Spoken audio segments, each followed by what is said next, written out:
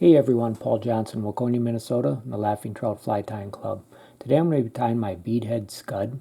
I always tie this on a size 14 scud hook. It's got a 2.8 millimeter tungsten bead. The body is made up of tan UV ice dub that I mix in with a little bit of rabbit fur. The backing of it is baby bugback from Fly Tier's Dungeon, and then the ribbing is red wire size brassy. So let's get started. I always use A.10 thread for this. Other color options for this fly would be orange, or if you get the UV ice dub in gray, it actually looks kind of blue, and that's also very popular. You can tie it in 12 to size 16. So I started my thread right behind the bead. Just going to tie in a length of that red wire, and just taking a little bit of care to make sure it stays right along the hook shank closest to me. Next, I'm going to tie in a length of that scud back,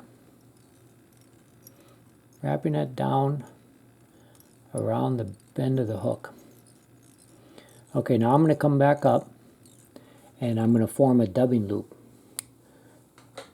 Just going to zoom the camera out a little bit so you can see that a little bit.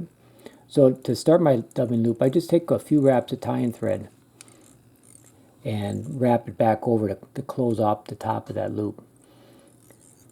I'll take my thread right up to the bead, put a 1/2 inch knot in there, hang that from my bobbin cradle. This is one of the few flies that I actually use dubbing wax on. So just take some dubbing wax, put it on my thread. And I've got that dubbing mixture, and we'll just put it in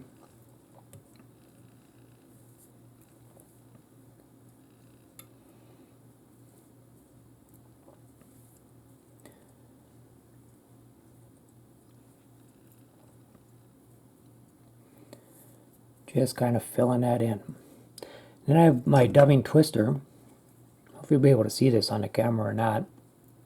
Hook it in there and then spin that dubbing noodle. And then with my, using the rotary feature in my vise, and I'm actually going to build the body of this fly. I want it to kind of resemble the shape of a football. So a little bit tapered on the ends, and a little bit thicker in the middle.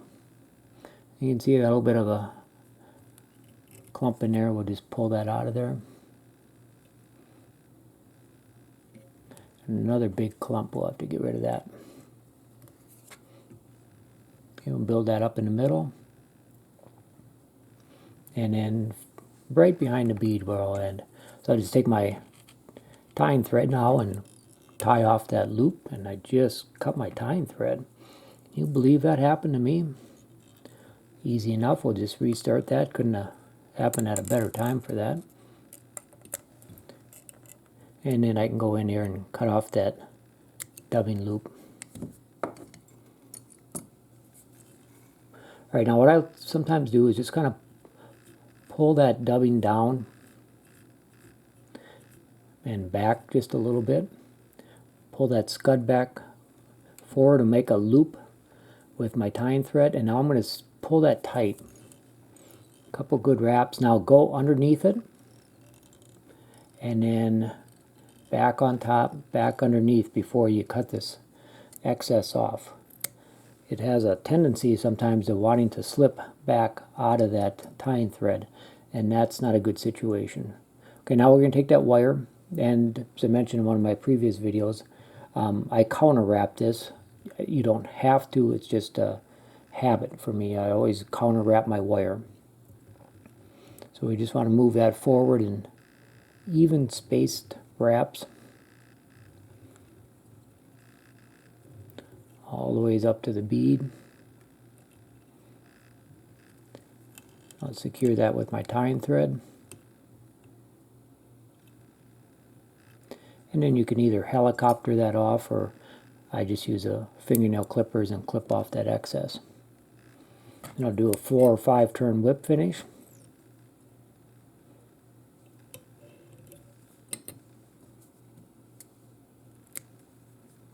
cut off my tying thread, and then with a dubbing tweezer or your bodkin, go in there and pick out some of that dubbing on the bottom.